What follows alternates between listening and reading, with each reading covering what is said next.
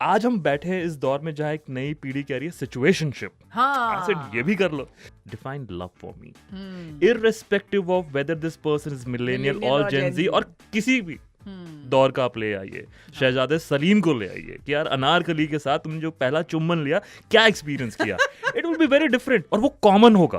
Correct. प्यार की परिभाषा ये है। Why do affairs come into existence? कोई तो एक नीड होगी ना। कब तक हम उसको कहेंगे कि यार ये सब गलत है? Can I change my perspective? क्या हमने मैरिज को समझा ही गलत है? POV with Anu. Today we have a very special guest with us. A guest who has changed, I think, the world's perspective towards relationships. क्या क्या होना चाहिए, कहानियाँ, बातें और बहुत कुछ और उनकी किताबों से तो मिलता ही है, बट उसके साथ साथ में जो कॉन्वर्सेशंस उन्होंने एक्चुअली हमको पर्सपेक्टिव दिए हैं, the man who has change the world's perspective, one day at a time, one whiteboard and a black pen. With it, we have Ravinder Singh with us. Thank Hello, you. Ravinder. Thank Welcome to Radio City. बहुत बहुत अच्छा लग रहा है आपसे finally मिलके. And you are here without the whiteboard. मैं white board miss कर रहा हूँ। किसी ने कहा था कि यार तू एक रील बनाना जिसमें तू आगे आगे जा रहा होगा और पीछे ना एक तेरे कंधे से एक डोरी लटक रही होगी और उस रील के फ्रेम में एंड में आएगा तुम्हारा व्हाइट बोर्ड। हाँ, और वो बिल्कुल। उसका बैकग्राउंड म्यूजिक, मैं बहुत टाइम लगाता हूँ बैकग्राउंड म्यूजिक सोचने में, तो उसने कहा था कि बैकग्राउंड सॉन्ग जो होगा वो यही होगा कि तू जहाँ जहाँ चलेगा मेरा व्हाइट बोर्ड साथ होगा। आता रहेगा। राइट। तो ये व्हाइट बोर्ड के बारे में कुछ बताइए। ये बहुत जरूरी है जानना कि ये व्हाइट बोर्ड के पीछे क्या इसकी thought पीछे की रहा। कहानी, द हाँ। BTS। यस, हमें इसका BTS जानना है। तो सोशल मीडिया पे मैं आया था अपनी किताबों की मार्केटिंग करने के लिए। राइट। ठीक है। Every creative person lands up becoming his और हर ओन PR। शुरुआत ऐसी ही होती है। True, आप जो भी क्रिएटिव फील्ड निकाल लीजिए, you land up becoming the sales person also. तो मैं भी वैसे था। कहानी शुरू होती है ऑर्कुट के डेज से। Oh wow. अब जो लोग हमें सुन रहे हैं अचानक से उनको याद आया कि ऑर्कुट 2006-7 में हम चले गए। People who used to socialise on Orkut are people my age. हाँ, your age and my age. Your ज्यादा age. नहीं बताएंगे हम। तो वहां पर मैं गया किताबों को बेचने के लिए। फिर जब ऑर्कुट अपना दम तोड़ रहा था, हम फेसबुक पे आ गए। जब फेसबुक का दम तुड़वाया गया, हम इंस्टाग्राम पे आ गए। And Instagram was more of click yourself and post. इसका पेशेंस नहीं है मेरे पास। I don't want to be that somebody जो तैयार हो जाता है, अपनी फोटोएं खींच के वो डालते हैं वहां पे। And initially this was it. फिर रील्स आनी शुरू हुई। जब टिकटॉक की इंडिया में मौत हुई या उसका भी गला घोटा वो भी गया। हमें उम्मीद थी कि रह जाएगा, पर हुआ नहीं। Right. So when this was growing up, there also came a time wherein people were moving on from reading to watching. Right. Suddenly there was this spurt of word called influencer, creator, reels, videos. सबके सर mobile phones में ही घुसे पड़े थे। And the world was moving on from reading to watching. और अब मैं अपनी पॉश IT जॉब छोड़ चुका था अपनी किताबों के लिए। ठीक है। So I was a man of words, not any more program codes. मुझे लगा यार ऐसे तो वर्ड्स की मौत हो जाएगी। आपका पहला क्वेश्चन है, पता नहीं मैं कितनी बार मौत मौत बोल चुका हूँ, मैं ये सोच रहा हूँ। कोई बात नहीं। And then I thought, I am not built to take my own pictures and post them. Right. It's a task. Let's do something more meaningful. एक दो फॉर्मेट ट्राई किए, they didn't work. And I always had this feeling कि I should be known for my captions than the picture. तो फिर मैंने captions अच्छे लिखने शुरू कर दिए। At heart I'm an author. Right. Man of words again. वो तो दिख रहा है with the list of books जो मेरे सामने मैं पढ़ रही थी, तो मैंने कहा इतनी सारी लिखती हूँ और इतने शॉर्ट स्पैन में लिखी है आपने। तो मुझे लगा कि चलो कैप्शन डाल देते हैं। और फिर मैंने देखा कि यार लोगों का अटेंशन स्पैन इतना कम हो रहा है कि वो कैप्शंस भी नहीं पढ़ते, वो सिर्फ स्क्रॉल स्क्रॉल स्क्रॉल डाउन, ये देख लिया वो देख लिया। करेक्ट। फिर मैंने सोचा कि यार ये कैप्शंस को ना फोटो के बीच में लेके आ जाते हैं। ठीक है। अपनी फोटो खींच के उसके बीच में कुछ एक थॉट लिख देना। उसमें कोई USP नहीं थी, ये ऐसा सब कर रहे थे और मुझे कुछ हटके करना था। और अब मैं सोच रहा था कि क्या करूं। अपनी बिल्डिंग की लिफ्ट से मैं नीचे आ रहा था और सामने नोटिस बोर्ड पे कुछ एक अनाउंसमेंट लिखी थी। आई फिगर्ड आउट कि ये जो लिखा जाता है ना इस बोर्ड पे, जैसे इस रूम में भी आपके यहाँ पे एक बोर्ड है, नोटिस वहां पे बोर्ड पिंड है, अप है, ठीक है, हाँ, वहां पे सबकी नजर जाती थी। मुझे था यार सब लोग ये चीज रुक के देखते हैं अटेंशन स्पैन के दौर में, करेक्ट, मैं क्यों ना एक राइटिंग बोर्ड लेके आऊं। And I always wanted that my words should take the precedence and the writer should be behind it. तो अब मेरे दिमाग में एक फॉर्मेट बन गया जहाँ मैं एक राइटिंग बोर्ड को लेके आ रहा हूँ, अपने वर्ड्स को मैं अपने से पहले रखता हूँ, मैं खुद पीछे बैठता हूँ in the real sense how I want a writer to be. अब लोग कहते हैं यार मैंने तुम्हारी रील देखी, और मैं अपने दिमाग में सोच रहा हूँ तो तुमने मेरी रील देखी नहीं, तुमने मेरी रील पढ़ी है।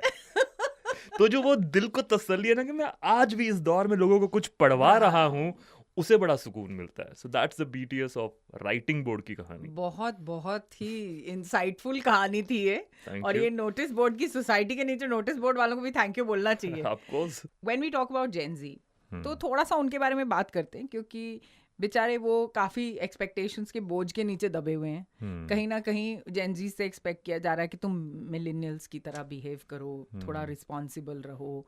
वो कहीं ना कहीं उनको ये भी बोला जा रहा है कि तुम बिल्कुल अलग से कुछ एक्लेक्टिक टाइप के लोग हो, और तुम बड़े ढीले ढाले से हो, तुम्हारे जीवन में तुम्हें हैप्पीनेस चाहिए, तुम्हें पैसा है नहीं है वो तो बाय द वे की बात है, वो तुम्हारे माँ बाप ने कमा लिया तुम्हारे लिए, तो अभी तुम चिल जोन में हो। Is that necessarily a bad thing? मतलब is that necessarily and not say a bad thing, but is that necessarily an evil in a Gen Z's life? एक तो ये जो हमने टर्म्स बना दिए ना, मिलेनियल, जेनजी, और ये टर्म्स एग्जिस्ट नहीं करते थे पहले। पहले भी दौर आते थे। आई मीन मैं सोचो ना कि मुगलों के टाइम पे चले जाओ, वो ही नहीं सोचेंगे कि अगली जनरेशन कौन सी आ रही है, अगली पुश्त उनकी कौन सी आ रही है। ये Mankind has this idea of developing something new after every time frame. मुझे ऐसा लगता है कि ये जो जेनजी की हम बात कर रहे हैं, अब तो हम उसकी भी अगली जनरेशन की बात कर रहे हैं। एक तो हम उन्हें क्या कहें, उन्हें फर्क नहीं पड़ता है। So it is for us to keep thinking. उसी तरह से मुझे लगता है कि हमारे पेरेंट्स हमारे बारे में क्या कह रहे थे, एटलीस्ट मुझे फर्क नहीं पड़ रहा था, ठीक। सो generation gap is for ever. मेरे पेरेंट्स को नहीं समझ में आएगा कि पेटीएम कैसे चलाना है, और मेरी उम्र के बहुत सारे लोगों को समझ नहीं आ रहा कि क्रिप्टो करेंसी क्या है। It will keep changing on. हमेशा जो अगली जनरेशन के बाद उनको समझ नहीं आएगा कि अगली जनरेशन क्या कर रही है। We all will figure out our own way. Generation gap here is to stay. No matter how much I fight with my own parents for wanting my freedom, my kind of relationship, the next generation is going to fight with my generation for their kind of life that they want. तो मैं इस चीज को समझ चुका हूं कि generation gap is for ever. कुछ चीजें हमारे समझाने पे वो लोग नहीं समझेंगे, उसी तरह से जिस तरह कुछ चीजें हमारे बुजुर्गों के समझाने पे हम नहीं समझे। I believe it is important to make mistake and then realise वो जो कह रहे थे ना, वो इसलिए वो वाली बात कह रहे थे। मैं उस वक्त की वेट करना चाहता हूं। मैं जबरदस्ती दीवार पे अपना सर नहीं मारना चाहता हूं कि देख ये समझ। अगर कोई आता है मुझसे कुछ पूछने के लिए, तब मैं बता दूंगा। I don't even want to give an unsolicited advice to anybody. मैं अपने पेज पे, इंस्टाग्राम हैंडल पे जो मुझे सही लगता है मैं वो लिख रहा होता हूँ। मैं पकड़ के जेनजी, ना ही मैं उनको लेके आ रहा हूँ, ना ही मैं मिलेनियल्स को लेके आ रहा हूँ, ना ही मैं अपने बड़ों बुजुर्गों को लेके आ रहा हूँ। मैं कह रहा हूँ कि ये एक पेज है जहाँ मैं एक्सप्रेस करता हूँ। If you relate to it, be my guest. If you don't, people will anyway leave certain comments which at times I read, and I try to see their perspective also. I may not agree with them, but I know the reason why they are speaking this. And most of us are a byproduct of our experiences in the past. You know, if I ask today somebody, be it a millennial or a Gen Z, define love, two different people who had two different experiences from this episode of love will have two different definitions of love. Ask somebody who had the first kiss of his or her life the last evening. define love for me. Irrespective of whether this person is millennial or Gen Z और किसी भी दौर का आप ले आइए, शहजादे सलीम को ले आइए कि यार अनारकली के साथ तुमने जो पहला चुम्बन लिया, क्या एक्सपीरियंस किया, it will be very different और वो कॉमन होगा. करेक्ट. प्यार की परिभाषा ये है कि across generation people will experience love in a whole different way. Now ask the same question to somebody who had gotten his or her heart broken last evening. Define love. उसकी परिभाषा common होगी across generation. Love is such an eternal emotion that the definition of it will remain the same. The definition of relationship will keep changing. Correct. I have had the fortune to live an era wherein I happened to see the concept of arranged marriages, and then the next generation was fighting for live-in relationship. Live-in relationship पे आते सार the next generation was fighting for homosexuality. People were coming out in open. ठीक है, अब वहाँ तो imagine the paradigm shift that I have seen. 80s और 90s का दौर arranged marriages ही होती हैं, फिर love marriages हुई. लव मैरिज के लिए लोग हल्ला करते हैं. मतलब रिबेलियन का एक फेज था वो. एग्जैक्टली. कि नहीं करेंगे तो love marriage. It was in fashion. तो कॉन्सेप्ट देखो कि जनरेशन गैप और हम प्यार और रिलेशनशिप की बात कर रहे हैं. Arrange marriage, love marriage, live in relationship. अब बगावत उतर चुकी थी कि मैं तो प्यार करता हूँ, शादी भी नहीं करूंगा, लिव इन करके पायलट प्रोजेक्ट देखते हैं, फिर शादी करेंगे. Correct. And then came homosexuality. आज हम बैठे हैं इस दौर में जहाँ एक नई पीढ़ी कह रही है सिचुएशनशिप. हाँ, ये भी कर लो. तो तुम्हें जो करना है कर लो, जो तसल्ली दे रहा है वो ले लेने दो. कई बार आपको जो बात ठोकर खाकर समझ में आएगी वो मैं पहले नहीं समझा सकता. सो go through it and even enlighten me that have you figured out something. I'm not here to give gyan to anybody. I'm also a seeker. Bring me something new. मैं एक नई जनरेशन से कुछ सीखना भी चाहता हूँ. I think हमें अपना नजरिया बदलना भी चाहिए to see this new generation. एक टाइम था जब कहते थे कि यार सारा दिन वीडियो गेम खेलते रहते हो.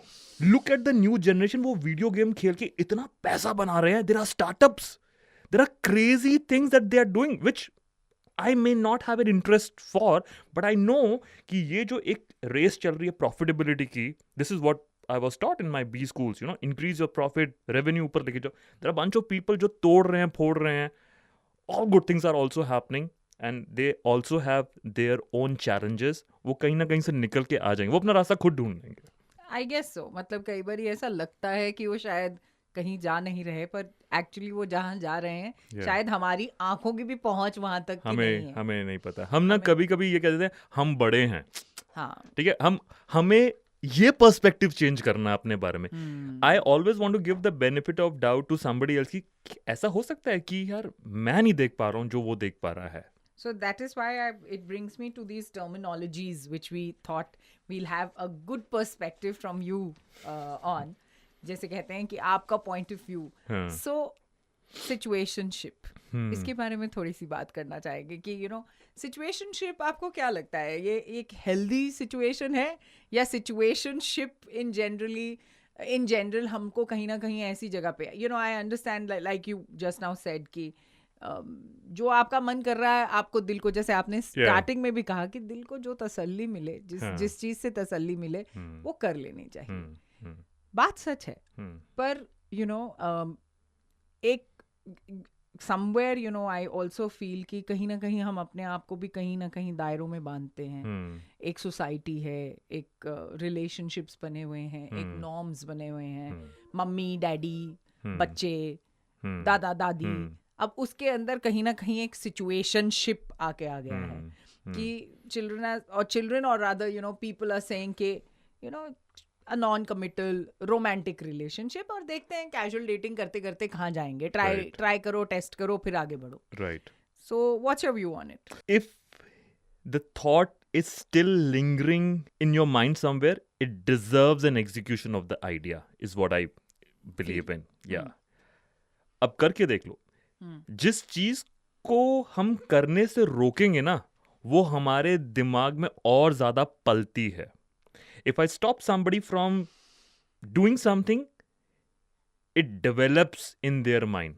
If I tell you for next 30 seconds, close your eyes, do not think of elephants, what will you think for? Elephants. ठीक है, यही चीज है. मुझे उन्हें ये नहीं समझाना कि आप क्या करो. If you ask me a question, I will put myself in their shoes and tell them, यार मैं ये शायद ना करना चाहूं, पर मेरे अपने रीजंस हैं, और वो रीजंस ये हैं ABC. ठीक है, but if you are build for this, do it. आप उस चीज से इतना ऊब जाओ कि आपका करने का मन ही ना करे उस चीज को. What if you discover something brilliant out of this situationship, this casual thing? मुझे लगता है कि I also see benefit in this casual dating. आप किसी का दिल नहीं तोड़ रहे हो. आपने उस चीज को पहले क्लियर कर दिया. Listen, will come, date, don't expect anything out of me. मुझे इसकी ये बात अच्छी लगती है कि आपने you are not going to ghost them tomorrow. हाँ. ठीक है, ये बात पहले क्लियर कर दी है हमने. It is a better way than hiding this, promising the moon, and then one day abruptly ending the situation. On that ground, I feel situationship is a better deal than a relationship. सही बात. ठीक है, तो मुझे लगता है कि आपने ना अपने सेल्फिश रीजन के लिए किसी और को यूज नहीं किया. बिल्कुल सही. और प्यार में यूज हो जाने से बदतर कोई फीलिंग नहीं है. Correct. So on that ground, I give it to these people, and I'll tell you what, this is just not the Gen Z.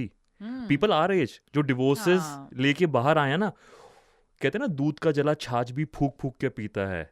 The second time they are not ready to get into a marriage again. उनको लगता है यार अभी तो एक दायरे को cross करके फिर से फ्रीडम ली है, मैं फिर से बंद होना नहीं चाहती हूँ या नहीं चाहता हूँ. Let us take it slow. ये जो कहते हैं ना, let us take it slow, see as it come, ये और क्या है if not situationship. तो हम भी वो कर रहे हैं. So why do we hold somebody else responsible कि यार तुम ये जो कर रहे हो ना ये समाज के लिए अच्छा नहीं है. People will figure out their समाज. Exactly, सही कहा आपने. क्योंकि मेरा भी एक कॉन्सेप्ट है, मैं कई लोगों को बोलती हूँ कि भाई when people are jumpers also, एक रिलेशनशिप दूसरे रिलेशनशिप, तो कई बार मैं बोलती हूँ भाई रुक जा जरा एफॉरेस्टेशन कर ले.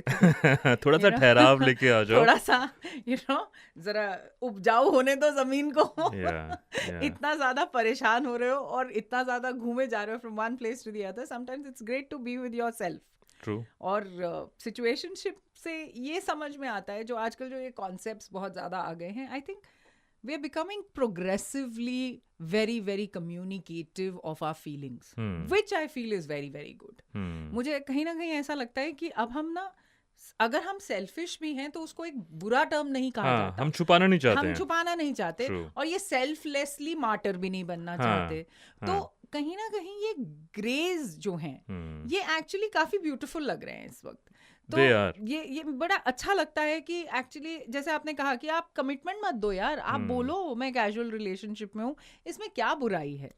तो आपको लगता है ये एक जो चीज है where people are becoming progressively more expressive about who they are or what they wish to be or what they wish to have in a relationship. Is this going in the right direction आपके हिसाब से? This needs to be done. ये ऐसा होना चाहिए. People should be absolutely clear about what they want in their life, and what they want from their relationship is a subset of what they want in their life. ठीक है, इस चीज को जितनी ही पारदर्शिता से हम day one establish कर दें उतना बेहतर है.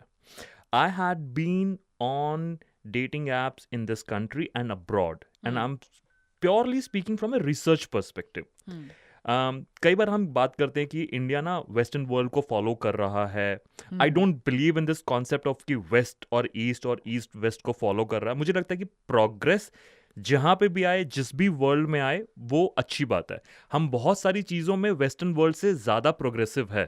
करेक्ट. मैं पिछले 1 साल में 5 बार लंदन गया. वहाँ पे UPI नहीं चलता. इंडिया में चलता है. We are far more progressive. वहां पे इंटरनेट की दिक्कतें आती है. इंडिया में हर जगह जियो. एक झोपड़पट्टी में भी कोई बंदा टिकटॉक की रील बना रहा था एक टाइम पे, आज वो इंस्टा की रील बना रहा है क्योंकि ऑफ द इंटरनेट पेनिट्रेशन. यहाँ पे we are far more progressive on certain things vis-a-vis the West is, and West is far more progressive on certain things vis-a-vis India is. तो मैं dating profiles की बात कर रहा हूँ. People are very clear on their dating profile. This is what I want. This is what I do not want. Correct. I am conservative in my opinion. मेरे political views ये हैं. I support Republic, I support Democrats. मेरे ये views हैं. लोग अपने religious belief, लोग अपने पॉलिटिकल बिलीफ, रिलेशनशिप में क्या चाहते हैं. आई am a pet parent. I can never live with a pet if you are a pet parent. I have one child. I want to be with somebody. People are... There's no bullshit. हम जो हैं, क्योंकि देखो, समझने वाली बात यह है कि हम ना डे वन में अंडर प्रेशर फील करते हैं. इस इंसान को, मान लीजिए आप और मैं एक बार कॉफी पे मिले हैं. Assume that we are both are single and तो मेरे दिमाग में एक चीज है कि यार उसको ये बताऊं नहीं बताऊं. बाय डिफॉल्ट हमारी नेचर होती है to hide what we truly think. Correct. Versus portray what I want to paint in your head. Right. The real problem is, if we get into a relationship, who I am actually deep inside, वो आएगा ही आएगा बाहर. Correct. तो उस चीज को मैं पहले क्यों ना बता दूं. मैं आपका भी समय व्यर्थ ना करने दूं, ना ही आप मेरा समय व्यर्थ करें. So it is the need of the hour. हो क्या रहा है, जब भी कोई बदलाव आता है ना, तो वो एक chaos के थ्रू से निकलता है. Now I am dating 2 different women. Let's say मैं सुबह किसी के साथ कॉफी पे गया और शाम को किसी और के साथ कॉफी पे गया. somebody is believing in the new school of thought. somebody else is still hooked on to the old school of thought. किसी को पसंद है कि the man pulls the chair for me.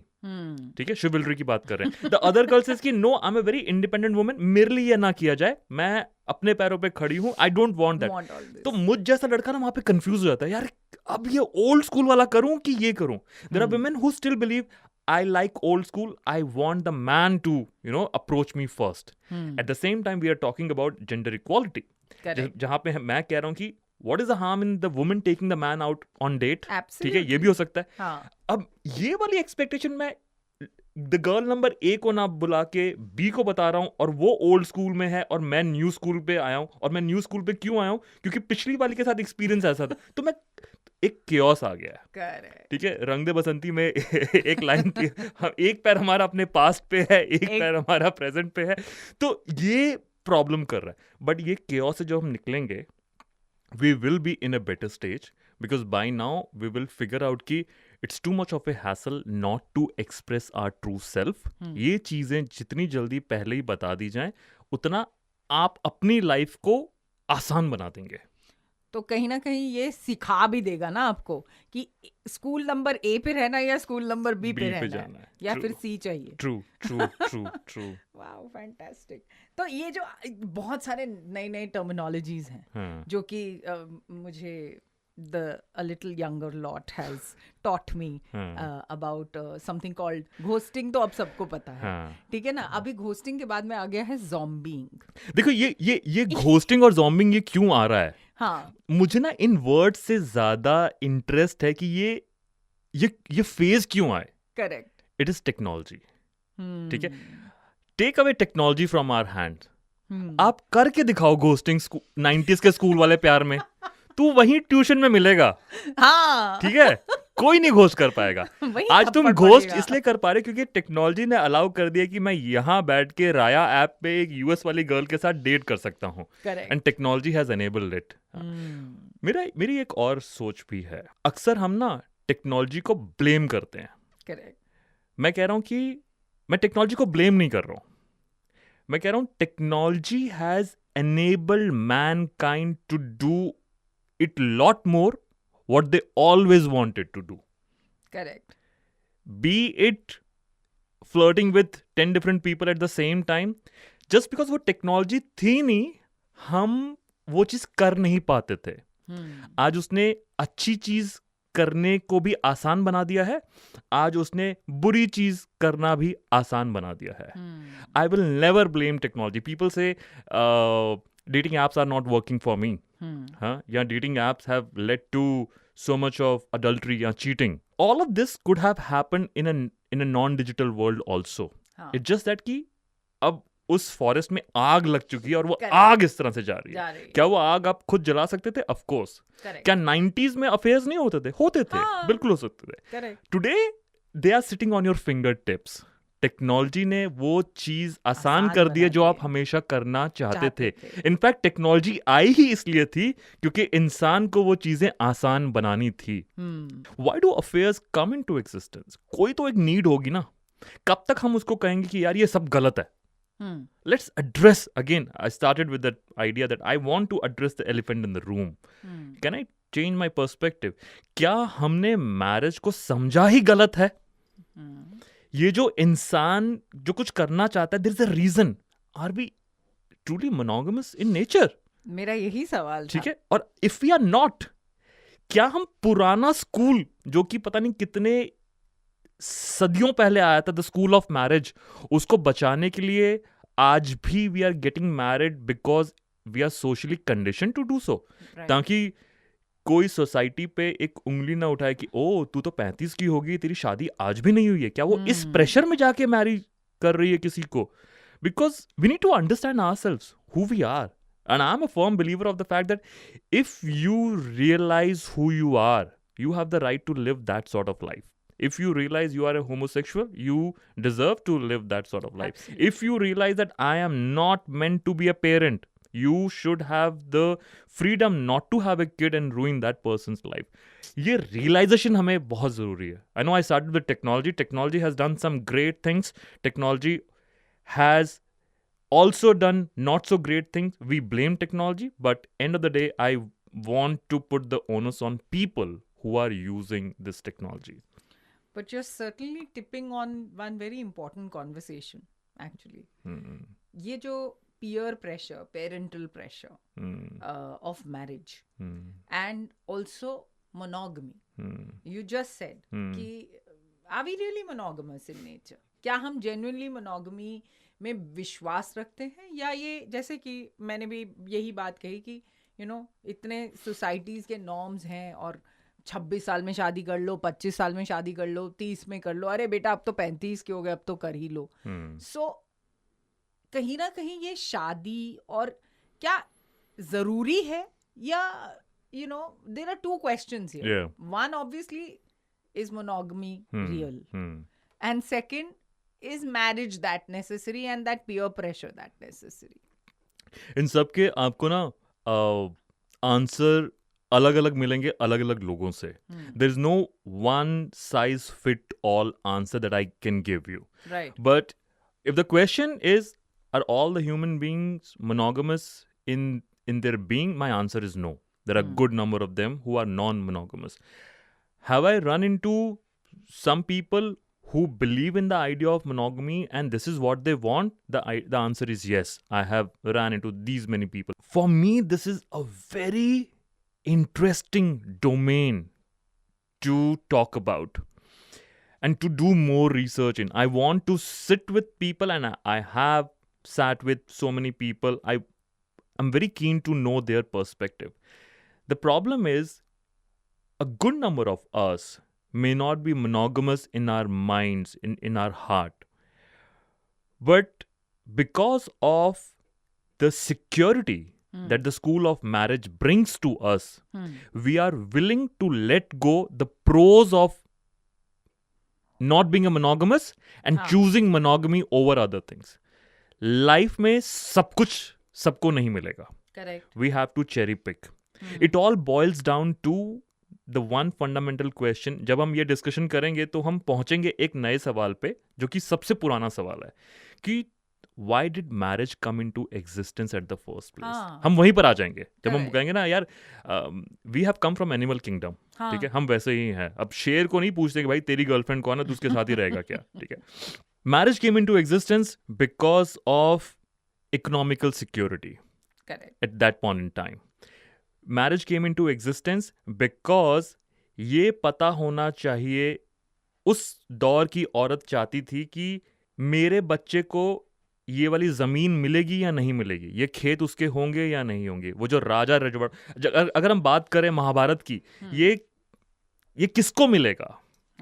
ठीक है, ये जो किंगडम बना, ये विरासत किसको मिलेगी.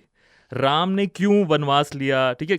सो ऑल ऑफ दिस की मेरा economics was the big subject why marriage came into picture. Financial security was the big, कि जब हमारी ये गायें बटेंगी, मेरे बेटे या मेरी बेटी के हाथ में कौन सी कितनी गायें आएंगी, it will be defined by the clan, the man of the house. अच्छा, मेरा बच्चा आपसे आया है, so you and I are in some bond, let's call it a marriage. Marriage वहां से आएगी.